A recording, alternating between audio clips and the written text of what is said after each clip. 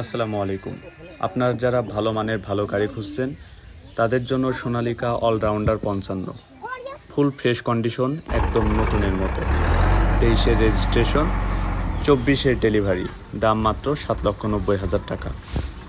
বিস্তারিত জানতে এবং যে কোনো প্রয়োজনে স্ক্রিনে দেওয়া নাম্বারে অবশ্যই যোগাযোগ করবেন। ঠিকানা ঝিনাইদহ সদর, ঝিনাইদহ।